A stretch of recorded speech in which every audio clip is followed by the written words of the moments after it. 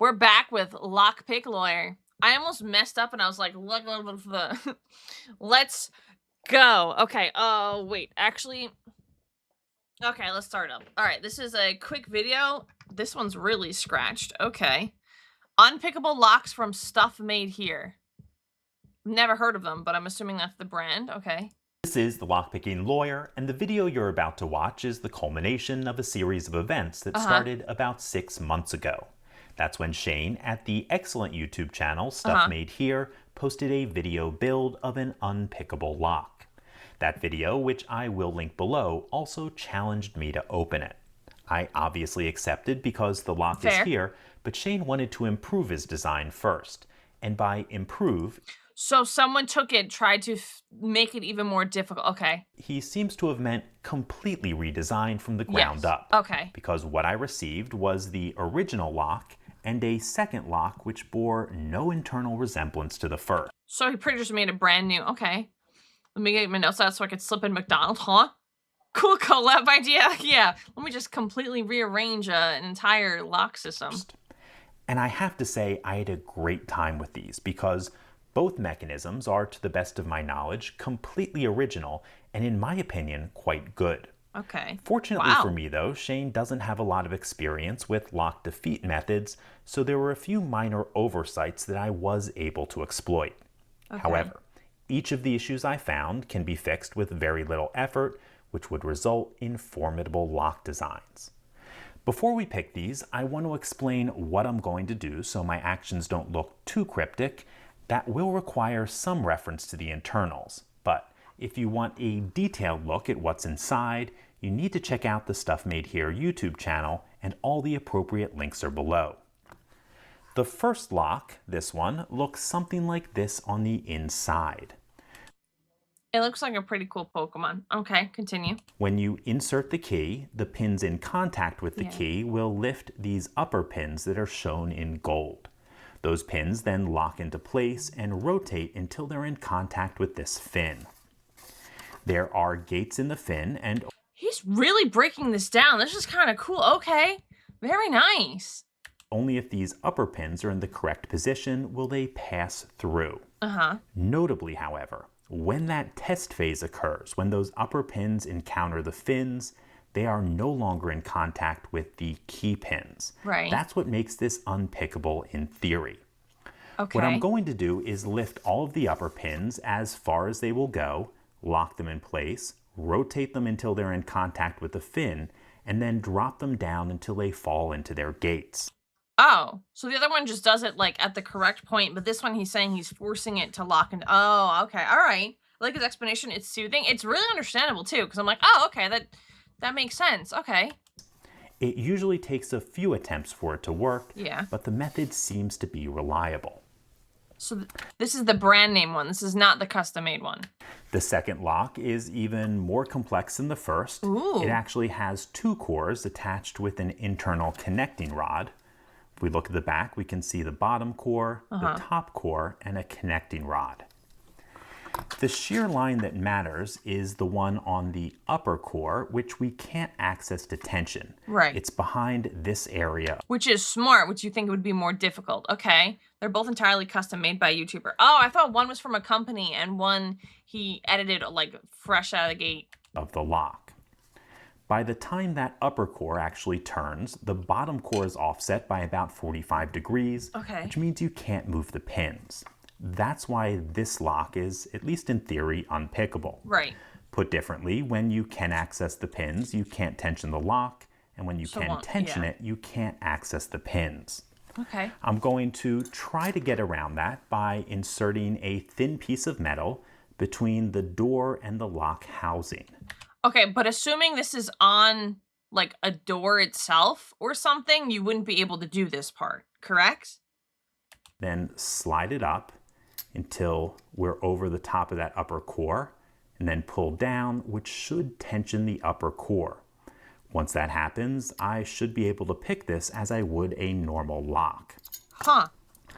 There are two other potential vulnerabilities.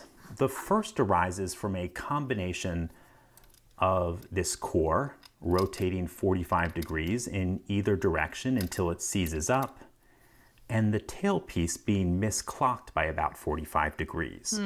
When we pick, you'll see why that makes a difference, but I think you'll get a chuckle when you see how they interact. The second vulnerability is decoding, and we can do that because all of these upper driver pins are the same length. Stuff made here is a video of him reacting to this video, and it's pretty cool if anyone's interested in that. Yeah, I'm curious to see everything. If it's not entirely attached against strong metal, and for instance, wood, you can force metal in. Even if it's like smelted onto like a door or something. Again, I don't know how it works, so. A tool can be fashioned to lift all the pin stacks to the stopping point, fully compressing the springs. That's an indirect way of measuring the key pins, which would allow us to cut a key. I did not create that tool because I had another way to open this, but that's something that used to be common before manufacturers started varying these lengths. Okay, I have been talking for too long. The jig that Shane sent me to pick these in is way too big to fit on my desk, so we are going to mount these up, head down to the garage, and try to open them. So he's mounting them. Okay, we are down in the garage. This is what I was concerned about, because I'm like, yeah, that sounds really good in theory, but you can't. Okay, all right.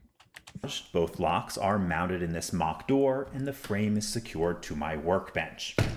We're going to start with the newer of the two locks and discuss a vulnerability enabled by the fact that this core will turn about 45 degrees before it seizes. That creates an issue as the lock interacts with the deadbolt. Now, under normal circumstances, a deadbolt that is fully extended can't be pushed back into the door. Right. However, if we turn this core as far as it will go, it's just enough to disengage the anti-retraction mechanism. But wait, you wouldn't be able to. Okay, I'll. Sorry, I have so many questions because it's actually like I'm genuinely curious. Okay. Something we can certainly take advantage of while the door is locked. All we need to do that is something that will turn the core. Is there normally this large of a gap between the doors, though? I feel like it isn't. Usually locks are manufactured apart from doors and are simply attached afterwards. Yeah, but you still wouldn't be able to, like, pop it off. Because if you just pop it off, then you're going to get the door open regardless. You know what I mean? And something pointy, like the tip of my pocket knife. So, I'm going to turn this as far as it will go, then use the point of the knife to walk the bolt back. Wow. Oh. So as long as there's a gap in there, you can do it. But I feel like usually it's a little more. Yeah, I'm so invested. This is so interesting to me. Might as well let them know we're here. Next, we are going to attempt a picking attack, though certainly not a traditional one. We discussed it upstairs, but what I'm going to do is attempt to slip this between the door and the housing so we can tension the upper core. Pushing this in will do damage to the door. However, I don't think it'll be a lot of damage, and I don't think it'll be very noticeable because it'll be on the bottom. However, I will show you the damage after we're done. The hard part will be getting this into position, so let's do that now. I am pushing the tool against the door so it doesn't deform. Okay. Crazy to just bend like that, though. The gap is usually smaller, yes, but doesn't make that much of a difference. You used to be able to do something similar with a credit card. Yeah, I've heard of the credit card thing before, but like I said, the knife is just a little thicker, and this just seems like, what, quarter of an inch? So it just seems like a lot more space than normal. So I was wondering if you'd be able to do that with something like a credit card, because it would be more like plastic, I guess.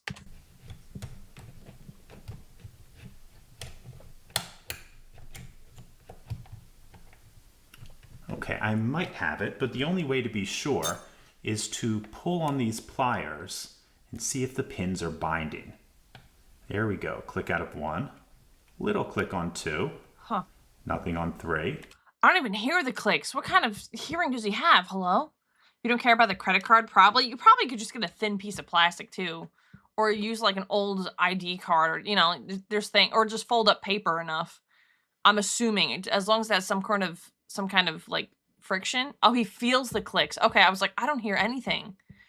Oh, you can likely feel it since you're holding the pick. Oh, okay. I was like, I don't hear anything. Little click on 4. Little click on 5. 1, 2, Another click on 3. Click on 4. Nothing on 5. I don't feel anything else. Let's see if we have this open. You got it.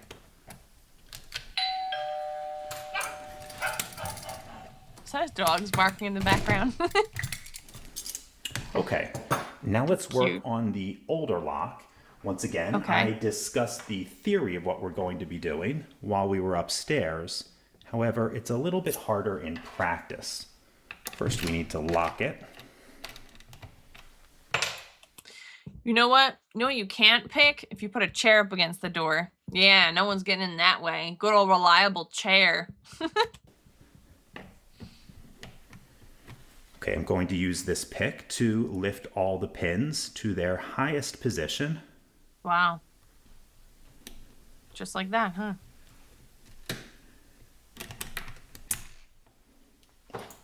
And when I release these, I'm going to be tapping on the housing.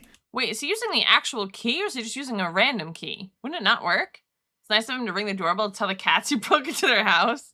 My door is unpickable, I leave it open. Well, yeah, they can't get in that way. You're right.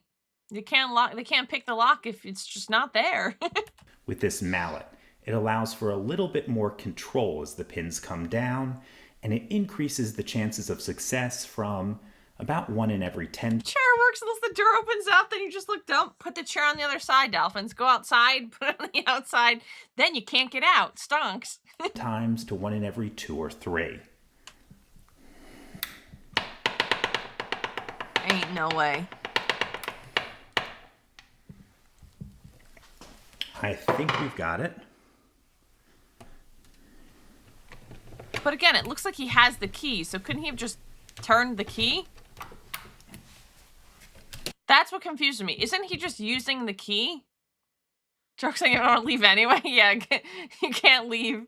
Usually my door's unlocked, then I lived in California for a week and looked at some guy asking why my backpack was spread across his lawn. Hello?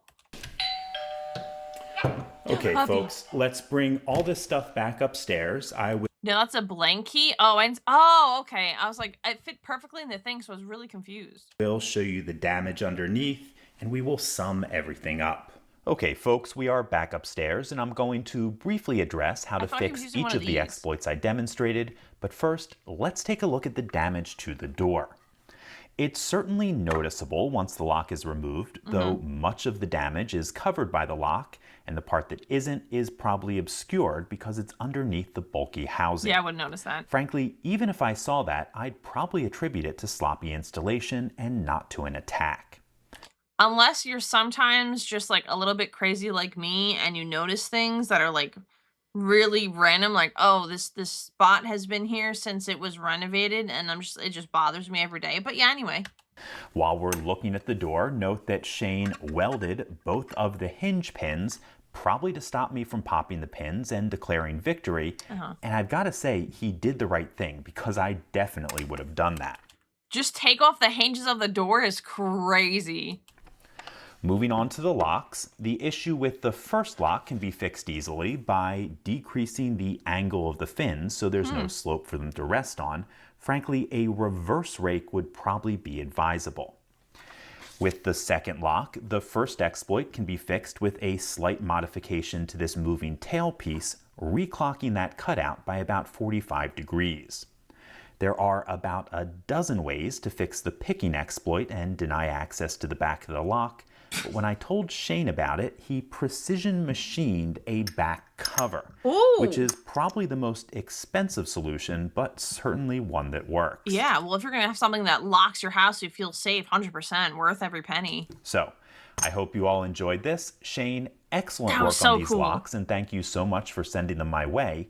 To everyone else, that's all I have for you today. If you do have any questions or comments about this, please put them below. If you like this video and would like to see more like it, please subscribe. And as always, have a nice day. You too. Okay, just blow the door up. That's crazy. Like, the locks are strong. Unfortunately, the hinge is removable with a hammer and a piece of metal. Smart move.